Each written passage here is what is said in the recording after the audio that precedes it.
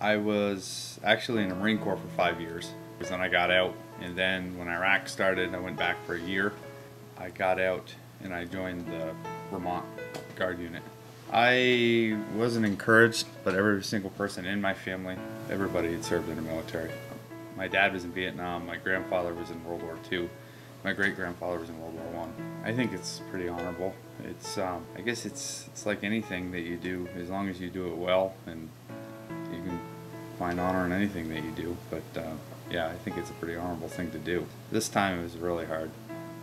Before, every time that I went anywhere, I was younger and didn't have a family besides just my mom and dad.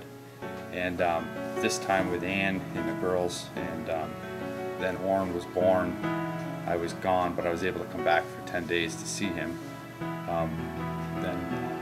Yeah, this was the hardest one, and that's why I got out. We were on like a little outpost, and we were in the middle of nowhere. We were right on the Pakistani border. I had a satellite phone, and I was able to call home every day, and that was really great. So it was good and bad. A lot of times when something bad would happen and we were like stuck out there, and I wouldn't be able to call home, and I knew she was worried, and that was, for some reason, that I wasn't worried about my own safety and stuff. I was worried about that she was home expecting me to call home, and I wasn't going to be able to for a few days, and that worried me more than anything.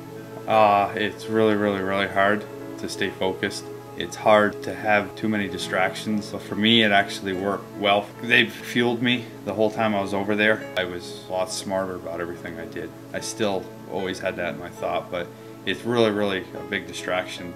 There's a certain mindset that you have to be in when you're in combat zone, and I don't think we should ever go to war, but unfortunately that's the only way things are settled sometimes. It was good for me to come back and be able to get back into a groove and slowly transition myself back into regular mode back here, and I just went right into work mode and family mode. I've lived in Tunbridge my whole life.